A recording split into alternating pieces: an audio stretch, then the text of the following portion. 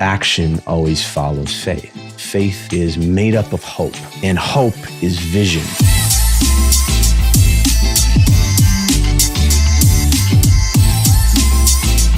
Welcome to the Grow Time Business Devo, where we explore godly principles to live a high-performance life and a God-honoring life. I'm Kenneth, and today I want to dig into, again, as always, my devotional for this morning, Hebrews chapter 11. It's a place in the Bible where you basically get the definition of faith. There are some things that, I think for the everyday person in their everyday life, people like you and I, the business owners, the entrepreneurs, people that have a lot of ambition, I think there's something really interesting here. For me, was something as I sort of have dug into this that I was illuminated that I didn't realize before. I'll just read a couple verses. It's really interesting. So the section that I'm going to look at is verses 1 through 12, Hebrews 11, verses 1 through 12. It goes on, and that entire chapter is really interesting. And I'll tell you why I think it's interesting. But I'll just read a couple things. So the first verse is, now faith is the substance of things hoped for, the evidence of things not seen. And I'm just going to skip over, and it goes through several examples. It says, by faith, Abel offered to God a more excellent sacrifice than Cain, through which he obtained witness that he was righteous, God testifying of his gifts, and through it, he being dead still speaks. By faith, Enoch was taken away so that he did not see death. But without faith, it is impossible to please him. For he who comes to God must believe that he is, and that he is a rewarder of those who diligently seek him. And it goes, by faith, Noah, being divinely warned of things not yet seen, moved with godly fear, preparing the ark. It goes into Abraham. By faith, Abraham obeyed when he was called to go out to the place which he would receive as an inheritance, and he went out, not knowing where he was going. I think I talked about that a little bit in the last recent Devos, to a place which he would receive as an inheritance. So it was already his. And he went out not knowing where he was going. By faith he dwelt in the land of promise. By faith Sarah herself also received strength to conceive, and she bore a child. And it goes on and on and on. I think what's really interesting is a couple things. So I got a couple points to make here that I found really interesting. Number one, now faith is the substance of things hoped for, the evidence of things not seen. The NIV version says faith is confidence in what we hope for and assurance about what we do not see. What I think is really interesting here is it basically says faith is made up of hope. And hope is vision, right? Especially in what we do. When you lack hope, you are discouraged. You don't have vision. When you have hope, right? When you have vision, you have hope. At least in my life, when I feel hopeful about the future, it's because I feel confident in the vision about the future, right? In the promise that I have and those are not always super godly things. I might just feel really confident and hopeful about this thing that I'm doing. I believe underneath all that is godly stuff, is the spiritual connection that's working, but it's not always super godly things. But I think what's interesting is faith is made up of hope. Hope, I would argue, is made up of vision. And so it's really important to be hopeful. So it's really important to have vision, and then the hope that comes out of that is what faith is made up of. I think that's really interesting. I think faith can be this elusive thing. By the way, some would say everyone has faith, right? Fear is faith that the thing that you dislike is going to happen. Anxiety is belief that that the thing that you don't want to happen will happen, right? Faith, godly faith, is the belief that positive things will happen, that hopeful things will happen. And so I just think that that's really interesting. It's the evidence of things not seen. So that would mean that seeing, right, is more reasoning, right? So you can't have faith and know that it's going to happen with your eyes. Faith is something internal. So seeing something is not faith. And man, as I go through all sorts of things, as we're launching a new business right now, and as we're doing that, I would love to know it's going to be successful from day one. I would love to know when it's going to happen. Now, I know, right? But I don't know, right? And you've felt that before too. But you don't have the evidence in front of you, the visual. You can't see it, right? If you could see it, then it would be reasoning, right? Of course, it's going to happen because I can see the future, or I can see this thing, and it is there. So of course it's there. I don't have to have faith that my phone is right here. It is right here. So I think as you get into this, another thing thing that kind of I took away from this is, so it's like a muscle, right? That faith is like a muscle. It's based on vision and hope, and we have to exercise it every day. I think the other thing that's really interesting here is as you go through this chapter, it goes into by faith, this person did this. By faith, this person did this. I think it's really interesting that action always follows faith. So in every one of these situations, it's by faith, Noah being divinely warned, moved with godly fear, prepared an ark for saving his entire household. By faith, he had the vision and the hope, and then he moved on that. In my own life, I've wondered just how many times I've debated things that have led to delay and inaction, which were basically disobedience, which meant I did not get the result that I was wanting. How many opportunities are lost because you debate things and don't take action based on the thing that you know, right? The vision and the hope.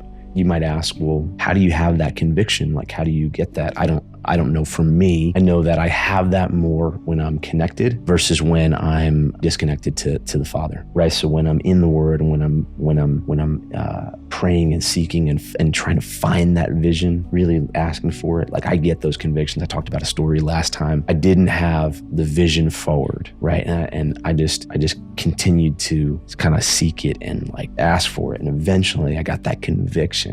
When you get that conviction, you must act, because otherwise you'll lose that opportunity. Here's another thing I thought was interesting, and it says it in the verse about Abraham and Sarah, right? So number one, by faith Abraham obeyed when he was called to go out to the place which he would receive as an inheritance. So he would receive it as an inheritance. It's going to be his. That's the hope and that's the vision. I bet he believed that, all right? I bet there are things that you believe, because I know there are things that I believe that are mine to take. Okay, so those are my inheritance. And he went out not knowing where he was going. Okay, so that's just an emphasis, I think, to the faith, right? He had the vision, he had the belief, he had the faith, but he really didn't know. No one told him. And moving, believing, is I think how you get the result. I think the other interesting thing here is that it says, by faith, Sarah herself also received strength to conceive. I wrote down that faith creates miracles that defy logic. And is it possible that when people do supernatural things that are unlikely, they can be things that are considered to be miracles in health, or they may be unlikely wins. They may be people who are champions that were unlikely to be champions from the outside. They may be, some of the greatest discoveries in the history of the world that we know it, right? Like landing on the moon and all those kind of things. Is it possible that the supernatural things come from actually the belief, right? The faith, because of the hope, because of the vision, which is the belief that this thing is going to happen. That is not just God stepping in and like changing something, like as if we're helpless human beings. But what this is saying is her faith allowed her to receive strength to conceive. So she received strength, and then she was able to do something that she couldn't do before. This might be like a little sacrilegious, but is it possible that it's like, by faith, Steve Jobs invented the iPhone? By faith, who was the guy who landed on the moon?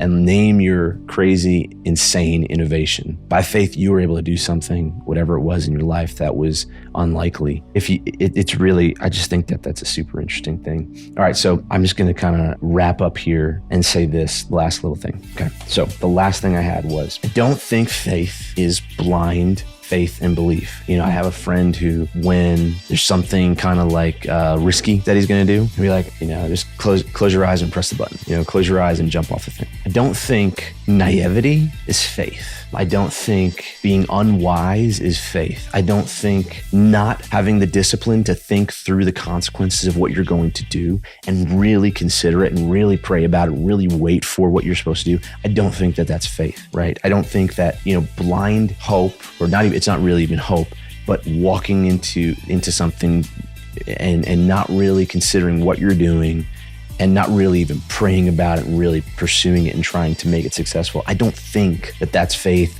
that will necessarily lead to a good outcome. And I believe maybe that's part of why people don't understand faith. And this is, you can see this if you read Hebrews 11, you can kind of see this kind of come out, at least I can. Just understanding the principles of the universe that God's woven in and how things work. the principles of success that God's given us. Wouldn't it be cool if we all knew, especially us who are like trying to do some really innovative and some really big things? Wouldn't it be really, really cool if we knew all of the success principles woven into the universe, the equivalent of gravity, right? Like the equivalent of, like we know gravity exists, so that we know that if I'm a home builder, I can put the foundation down and I can put the home there and it's not going to float away, right? And we don't even think about it because we understand that, we believe it. But really, that's exactly what I believe faith is. We have faith in gravity every day. We can't see it, but we know that it's there. And so we believe it. We even take it for granted. We have faith that there's going to be oxygen in the air and we can breathe every day. We have faith that we're going to get up every day. We have faith in all these different things. And to me, as I started to dig apart, like break this apart and think about like, how do you practically put this into practice? I'm thinking it's not that elusive. It's just that some things we don't understand the success principles behind them. I'll ask the question, like, is it possible that some things we don't understand the success principles around them, and that's why it feels so elusive, and that's why it feels like we're not sure when we do something if it's going to work out the way we expect it or not? But is it possible, and I believe that it is, that God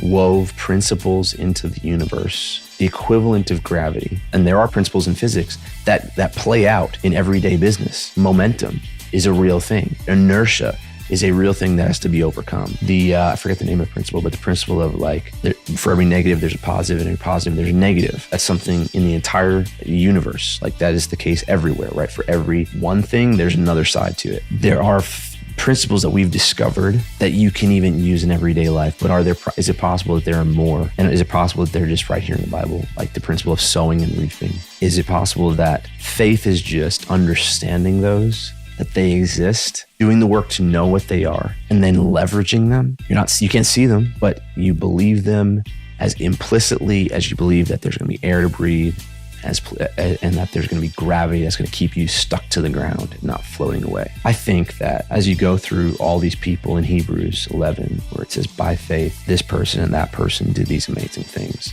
I think that at some point, they shifted to where they believed beyond the shadow of a doubt that this was going to happen. And they were really leveraging one of those principles that God created. I hope this was helpful to you today. I feel like I'm relearning about this, but I think as I kind of uncover some of these principles and the leverage that we have behind divine faith and hope and vision, belief and expectation, I feel like it can be wielded to just do amazing things. Hope that I was able to communicate some of that. And anyway, have a great day. And until next time, thanks and never stop growing.